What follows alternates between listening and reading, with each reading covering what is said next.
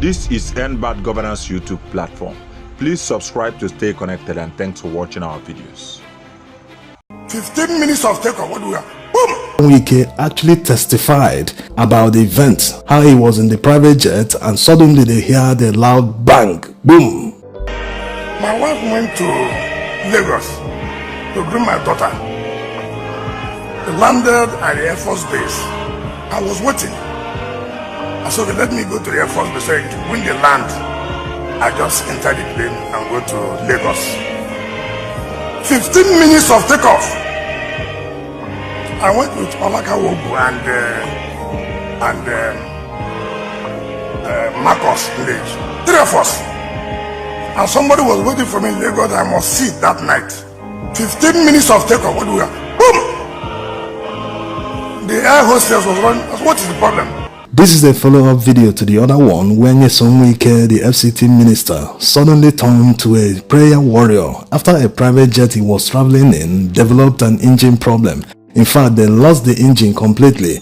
While the pilot and the crew were busy handling the issue, Nwike continued praying hard.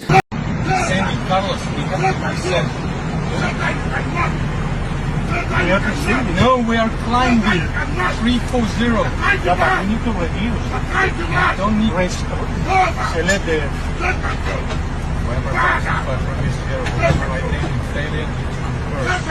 so we are heading 280, descending now.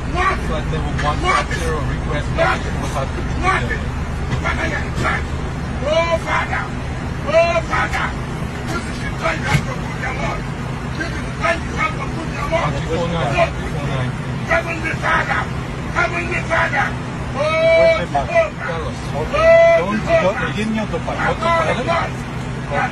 We are descending. We are descending. Flight level 150. The heading. Go back. Check the speed. Maintain 250. Yes. Don't need to hurry up. Don't have to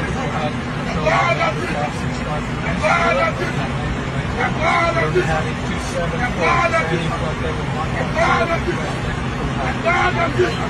Yeah, of course. Yeah, of course. Back which one? Now I thought yeah,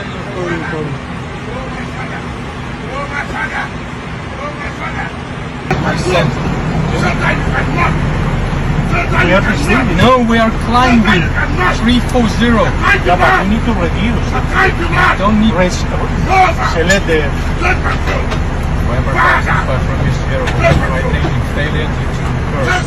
so we are heading 280, descending now.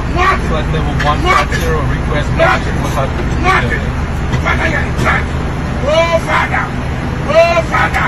This made some Nigerians not to believe the story. They felt it wasn't Nwike. Even his media aide wrote this on his verified X handle. He didn't believe it, but that video was actually very easy to recognize Nwike's voice. Nwike has a distinct, coarse voice. Whenever he talks, once you know that voice already, you quickly recognize it. Now let's see the throwback video of where Nwike actually testified about the event, how he was in the private jet and suddenly they heard a loud bang, boom. My wife went to Lagos to bring my daughter. They landed at the Air Force Base. I was waiting. I said, okay, let me go to the Air Force Base. So when they land, I just enter the plane and go to Lagos. 15 minutes of takeoff. I went with Olaka Wogu and Marcus Village. 3 of us. And somebody was waiting for me in Lagos. I must see it that night. 15 minutes of takeoff. What do we have? Boom! The air hostess was running. I said, what is the problem? She said, that's problem, that's problem. I said, what is the problem? She now ran back and came back to us. One engine is gone. And the pilot said, look, it's safer for us to turn back because it's still far going to Lagos. So can I come back to Port Harcourt? We are looking at each other. And the last thing Olaka said that day, hey, I've not told my wife anything. But the fear of God, we landed safely. So this should serve as a lesson to all the people that defend the defensible. Imagine Nwike's media aide. He couldn't even verify from his boss whether the story was true or not. He just went full defensive mode. That's how they work. They never verify anything. They just start to defend without even knowing whether the story is true or not. That is very, very dangerous. That's to show you that they always work on propaganda. They don't care about reality, whether something is true or not. And even looking at what he said, why was Nwike's voice only heard in the video? This insinuation might mean that it was superimposed, that it never happened. If he was truly in the private jet with others, why didn't they join in the prayers? Yes, it's a genuine argument, but he forgot one thing, that Nwike is very, very domineering. When you watch some of his press conferences in media, you will see that he doesn't even allow the journalists to talk. They just chip in to ask him a question, he cuts them off, he continues talking in a monologue way.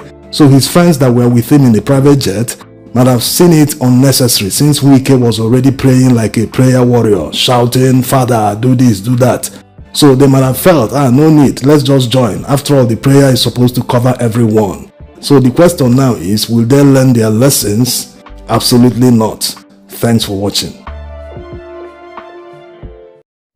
This is End Bad Governance YouTube platform. Please subscribe to stay connected, and thanks for watching our videos.